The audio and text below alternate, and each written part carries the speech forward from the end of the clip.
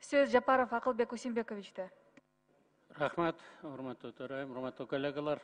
Жанатан бер каражат жөнүндө сөз болуп атат. Биз убагында министр МЧСке атайын эсеп ачып, анан 100 миллион сом коюп койдук элек. Жалаң ошо министр гана колдонсун деп. Эмне татаалдашып кеткенби механизм? Эмне үчүн акча жок болуп атат? Акылбек Усимбекович, билет туура айтасыз. 100 миллион сом жыл сайын баягы өзгөчө абалды кесепеттердин алдын алуу боюнча коюлат. Бул өкмөттүн токтоо менен распоряжениясынан берилет. Быйыл ал акчаны пока иштете элекпиз, ал элекпиз. Биз мына кече бир ай болуп калды, 47 миллионго ошонун эсебинен иштерди жасоо боюнча Минфинге акча каражатын бөлүп берүү боюнча кат жаздык, бирок акча тарчыштыгына байланыштуу азыр бөлүп бербей атат. Урматтуу Зайымбек Мырпаевич, мурунку ошо мен иштеп аткан убакта карасаңыздар, министр чрезвычайный ситуация өзүнүн приказы менен колдонот деп жүрөт да. Сиз кайра өкмөткө кайрылам деп атасыз. Эгерде 100 миллион сомду өзүңүз ээ боло албасаңыз, анда бул механизмдин эмне кереги бар? Финансы министрлиги балким жооп берет. Кошулам то. Алдын ала жоюуга 5 эсе азыраак акча кетет да, чем кийинки кесепетин жойгонго. Жооп бербейм. Бул кандай болуп атат азыр? Эмне үчүн татаалдашып кеткен?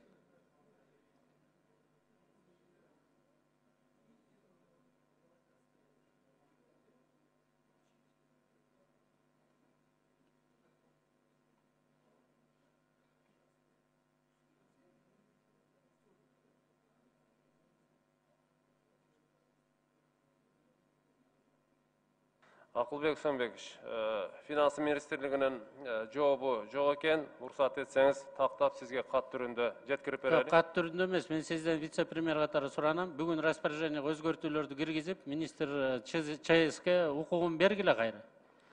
100 миллион азайып кетсе, кайра 100 миллион толтуруп турчубуз да биз.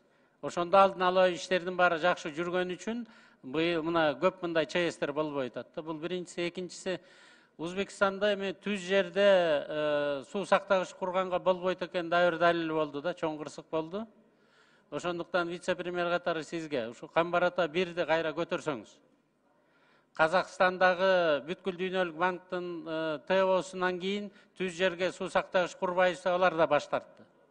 Демек азыр ыгы келип турат. Камбар-Ата 1-ди Казакстан, Өзбекстан, Кытай, Индия, Россия менен ушу 5 мамлекет менен куруп коюуга да. Бул кризистен чыга турган чоң бир жолдун бири да.